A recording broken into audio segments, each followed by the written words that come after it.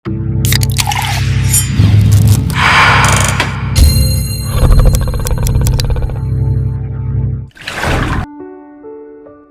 ini kita menyadarkan diri kita, terlebih lagi yang berceramah, jangan kau hanya sampai menyampaikan ayat saja. Hai Abdul Samad, apakah kau yang bicara itu hatimu sudah hidup? Senantiasa merasakan diri, aku orang paling hina, aku orang paling kotor, ditempelkan kening ke lantai di tempat yang diinjak tapak kaki, mengatakan bahwa aku bukan siapa-siapa.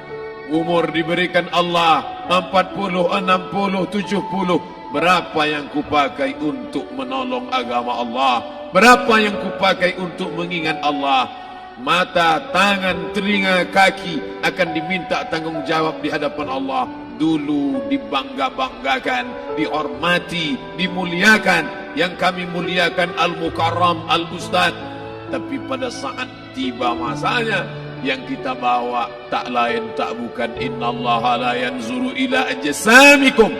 Allah tak menengok badan, fisik, bentuk tubuh, baju. Ini sampulnya saja. Wala ila suwarikum, Allah tak menengok rupa, wajah. Walakin yanzuru ila qulub. Hati kamu yang bersih itulah yang kau bawa menghadap Allah Subhanahu wa taala.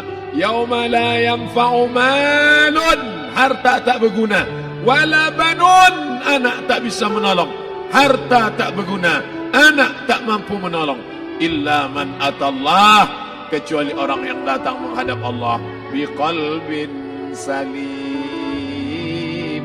dengan hati yang bersih, hati yang tulus, hati yang memercikkan cahaya iman, hati yang bersih dari hasad, busuk hati, sum'ah, riya, takabbur. Itulah yang menolong di hadapan Allah Subhanahu wa taala. Apa kata Imam Ali radhiyallahu an? An-nasu niyam. Semua manusia waktu hidup itu tidur. Bapak tidur, ibu tidur, saya tidur. Semua orang waktu hidup itu tidur. Falamma matu, ketika dia mati, disitulah dia baru terjaga dari tidur panjang. Saat Israel mencabut nyawa, ditarikkan adalah satu centapan yang kuat. Disitulah kita baru terjaga dari tidur panjang. Betapa aku meninggalkan salat, betapa aku tak berzakat, betapa dulu kekuasaan. Aku lulus umur 30, pensiun 58, 28 tahun, apapun tak pernah kubuat untuk agama. Sibuk membesarkan anak, sibuk mengurus warisan. Anak pun tak ingat dengan kita, karena kita lupa menanamkan pendidikan agama di dalam otak kepalanya. Harta yang banyak tak sempat menolong agama Allah. Anak tunggal semata wayang tak sempat dididik agama. Istri meninggalkan dalam keadaan stres susah hatinya, karena dia tak diajarkan sabar menerima ridha ketetapan takdir Allah. Dan paling celaka, tak pernah anggota tubuh ini dipakai untuk berzikir, muhasabah, mengingat Allah. Tak pernah mata dipakai menengok Quran, kitab suci Allah. Tak pernah dipakai hati merenung sejenak, apa yang akan kubawa mati menghadap Allah Subhanahu wa taala. Abdul Samad dari dalam tanah naik ke atas tanah, ceramah, masuk balik ke dalam tanah. Yang kau bawa apa? Baju koko tinggal, peci tinggal, pakaian kehormatan tinggal.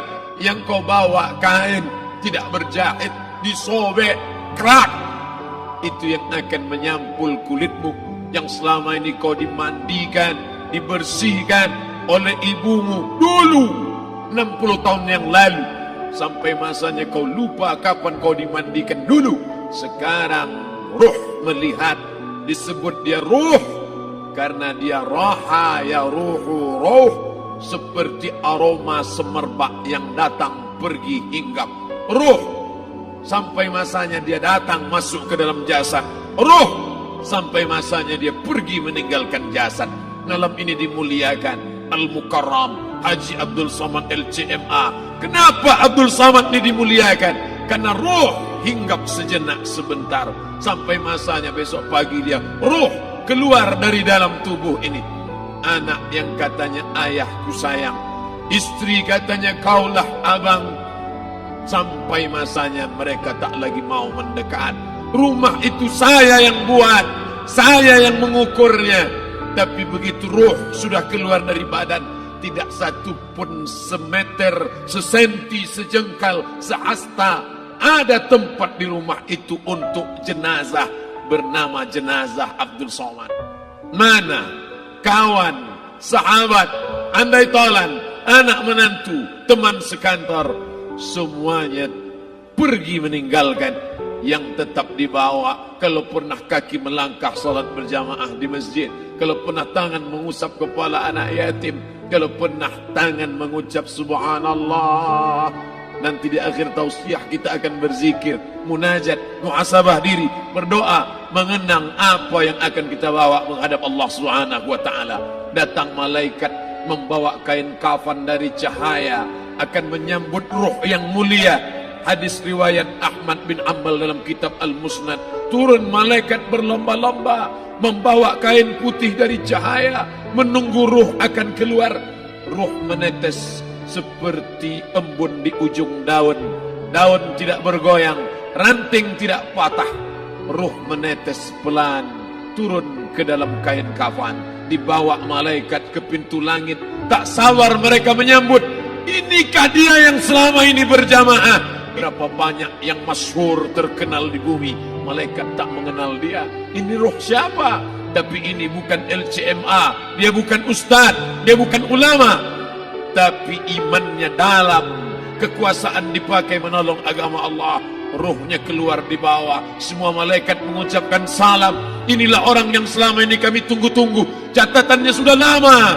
Setiap pagi petang malaikat subuh membawa catatan namanya, malaikat malam membawa catatan namanya. Kami merindukannya. Begitu orang-orang yang masyhur di langit tapi tak dikenal makhluk bumi. Tapi ada sebaliknya, yang rohnya disentapkan, ditarik malaikat dengan begitu tarikan yang sangat kuat. Nabi bertanya saat Isra Mi'raj kepada mereka yang sudah mati ribuan tahun yang lalu, apa yang kalian rasakan? Yang satu mengatakan seperti tebasan pedang di tempat yang sama beratus kali. Yang satu mengatakan seperti kambing yang dikuliti hidup-hidup. Yang satu mengatakan seperti mata kail pancing ditarik dari kulit yang basah.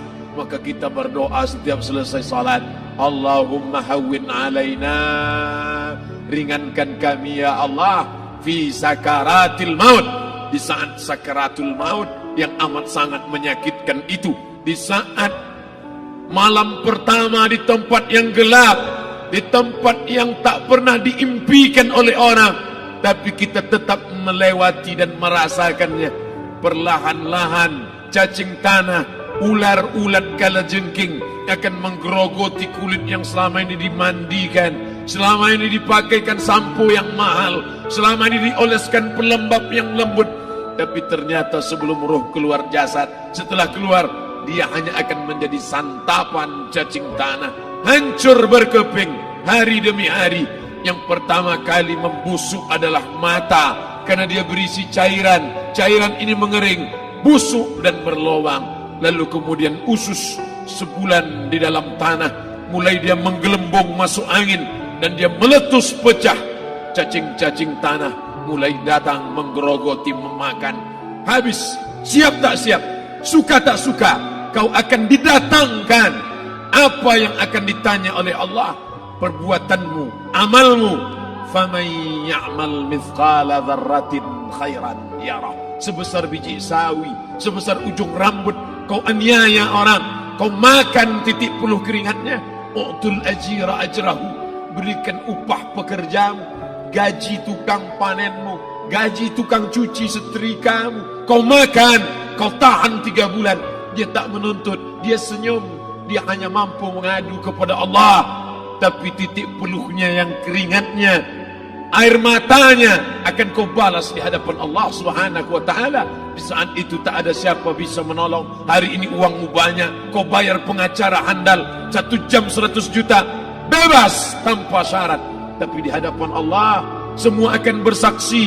Al-yawma nakhtimu ala, lidah yang selama ini pandai bicara dikunci, ditutup Allah Ta'ala yang akan bicara. Wa tukallimuna aydihim wa tashhadu arjuluhum kaki akan bersaksi, tangan akan bicara bima kanu yaksibun, yang pernah dilakukan di masa yang lalu. Mata melihat seolah-olah nyata perbuatan itu pernah dilakukan dulu. Kita lupa, kita tak ingat, tapi catatan malaikat terlalu terang benderang. Wa in kullun lamma jami'ul ladaina muhdarun. Catatan dibaca sampai-sampai orang itu tak percaya. Ma li hadzal kitab, kenapa buku catatan saya ini la yughadiru saghiratan, yang kecil-kecil, wala kabiratan, yang besar-besar, ahsaha, semua tercatat dalam buku catatan yang nyata. Dalam surat Al-Isra apa kata Allah? Iqra. Hari ini kalau dikatakan Iqra, baca Quran, Iqra, baca Yasin. Malam Jumat Iqra, baca surat Al-Kahfi. Tapi sampai hari itu Yasin tak bermakna, Al-Kahfi tak lagi disuruh baca, karena hidup sudah berakhir. Iqra, baca. Apa yang kau baca? Kafa binafsika al-yawma 'alaika hasiba. Baca buku catatan amal. Sampulnya dosa, isinya dosa. Catatan kakinya dosa, sampul penutupnya dosa, bibliografinya dosa. Sampai ia pun tidak percaya, kenapa aku hidup hanya dosa saja. Saat itu dia mendengar teriakan azab, saat itu dia menyaksikan pekikan teriakan sakitnya siksa. Rabbana, ya Tuhan kami, farji'na, balikkan lagi kami ke dunia. Rabbana, ya Tuhan kami, absarna, mata kami sudah melihat azab, wa sami'na, telinga kami sudah mendengar sakitnya pekikan teriakan jeritan. Farji'na, balikkan lagi kami ke dunia. Na'mal salihan, kami ingin amal saleh, kami ingin bantu masjid, kami ingin sekolahkan anak yatim, kami ingin muliakan fakir miskin, kami ingin bantu panti jompo. Farji'na, balikkan lagi kami dunia. Kami ingin salat tahajud, kami ingin tahiyatul masjid, kami ingin puasa sunat. Saat itu penyesalan tak lagi berguna. Na'mal salihan, kami ingin amal saleh. Andai kau beri kami tenggat waktu ya Allah, laula akhartani, kalau kau beri aku waktu, ila ajalin qarib, aku tak minta hidup 1000 tahun, ila ajalin qarib, sebentar saja kau hidupkan aku ya Allah. Di situ orang baru tahu apa yang pernah dilakukan dulu, yang di masa lalu. Tak ada cara lain kecuali malam ini kita bertaubat, taubat nasuha, mandi, solat sunat taubat. Ma min muslimin yuznibu zamban, ada orang silap, khilaf, buat dosa, salah. Siapa yang tak pernah salah? Sedangkan datuk moyang kita Adam pun salah, tapi dia mengetahui, sadar salahnya. Dia berdoa, Rabbana zalamna anfusana, kami sudah menzalimi diri kami. Wa illam taghfir lana, kalau kau tidak mengampuni kami, wa tarhamna, kalau kau tidak merahmati kami, lanakunanna minal khasirin, kami termasuk orang yang rugi ya Allah. Maka malam ini kita bermunajat kepada Allah, berdoa, mengenang masa lalu, bergelimang dosa, besok tak akan kita ulang. Kita minta ampun kepada Allah Subhanahu wa taala.